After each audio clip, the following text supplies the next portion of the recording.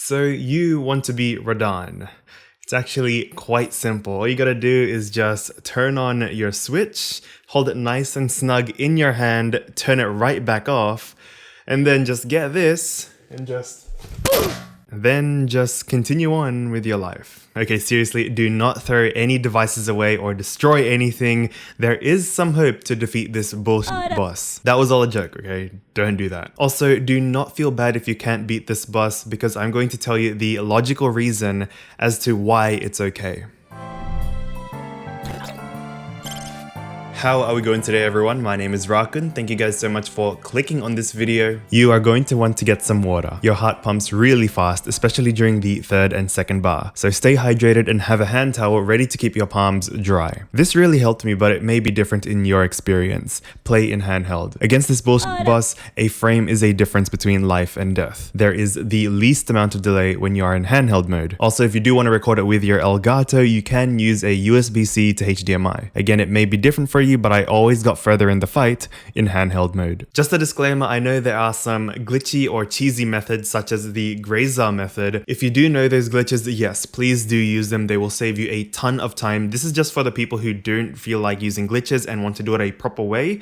And personally, I only use those cheesy methods. Even though they are effective, I only use them to get pure platinums, and then again, you do need and require the Rodin rings, which you can only get by beating Rodin. Okay, so you're in game. Make sure you've played through at least hard mode and have gotten a gold or above on every chapter. This will help you get the bracelet of time. If you don't want to use the bracelet of time, you can use another accessory which I call patience. And I'm telling you right now, even the best Bayonetta players hate this boss with a passion. I discovered this method on my own, but a few others on YouTube and Reddit previously found this way before I did. I call it the Elsa method. For the first round, use the accessories Eternal Testimony and Moon of Mahakala. For the weapons, use Salamandra and Chain Chomp, and for the second set, use Undyne and Chain Chomp. For the first round, you're going to want to get used to his dodging, so please make sure you practice that before you move on. For the first bar, when you do successfully dodge Rodin, hit and hold X to try and freeze him. He will flinch, and after doing this 4 times, he will finally freeze. The moment that happens, switch to Salamandra and complete the combo. Hold XX, hold XX, hold XX. 3 of these will do a substantial amount of damage. Repeat this until he transforms into Fallen Rodin in the second bar. I just want to say 2 things. Do not use any Crow Withins or anything to deplete your magic bar. You're going to need this for the Bracelet of Time. And also, if you try to collect all the Broken Moon Pearls and the Broken Witch Hearts, you will have full MP and a full HP bar. So please make sure you do this before you fight Rodin. I should have said this earlier. Now you can keep doing the Elsa method for the Fallen Rodin, or you can switch it up into the typical method, which is switching your accessories to the Bracelet of Time and the Evil Harvest Rosary with the weapons Salamandra and Chain Chomp. This was BD Cool 213's method that I really enjoyed using. To be honest, when you dodge Rodin and a Rosary Bomb falls out to explode while witch timing, it is the best feeling and a dopamine rush in your brain. I never liked the Bracelet of Time at first because no one actually taught me how to use it. I had to find how to use it properly on my own. As long as you've got 2 to 3 bars full, you should be okay. You hold L to activate Witch Time whenever you have successfully dodged him straight away, and I mean straight away, or whenever you are near him. This is going to give you an opening to see what kind of attack he's going to do next to prepare you for a dodge or to escape fully. You have only around 3 seconds of Witch Time, and once that's done, just press the dodge button regardless. This will A, dodge any unreadable attack that is coming your way by luck, and B, complete the cooldown to hold L again for the Bracelet of Time. The Bracelet of Time does have a cooldown of around 1 dodge, so make sure you successfully have completed that cooldown, or else if you do spam it, it will not activate. During these 3 seconds of controlled Witch Time, just keep trying to freeze Rodin. The only difference is that when Demon Rodin is frozen, shorten your Salamandra combo by not quickly pressing X at the end of the last held X. So, hold XX, hold XX, hold X.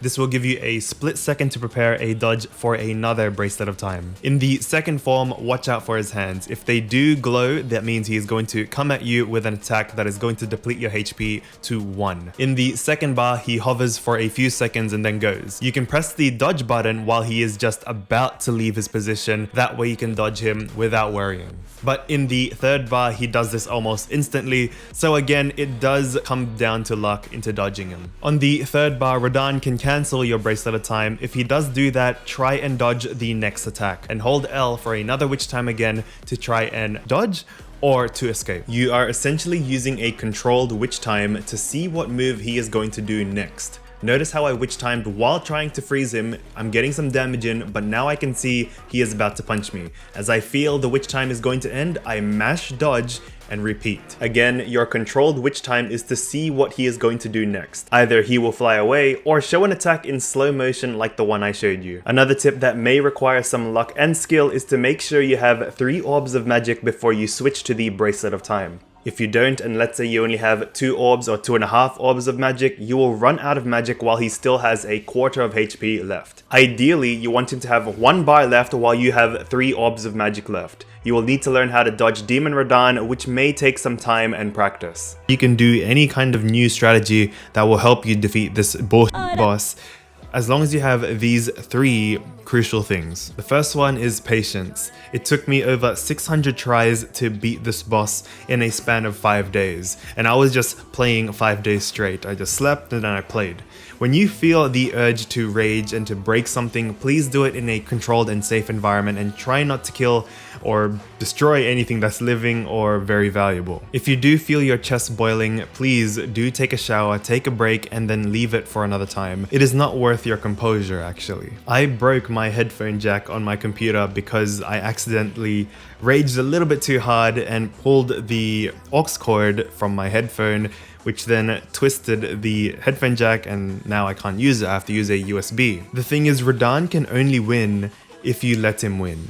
Now, what I mean by that is you have the ability to breathe and enjoy this world, and a video game character doesn't. Your big advantage in this fight is that you can always come back no matter how long it takes, no matter how many attempts, and each attempt is just another chance at defeating him. The second one is determination. You have to be willing to learn from Rodin, learn from your mistakes, and learn what is going to be the next move. You can be training or having 1,000 attempts at this boss, but if there's no progress being made, or you feel like there's no progress being made, then those hours don't mean anything. The quality of your training is as important as the quantity of your training. And also, I have to point out that you have to have a why. The why for me for beating Rodin was to get the weapon so I can beat Witch Trial 5.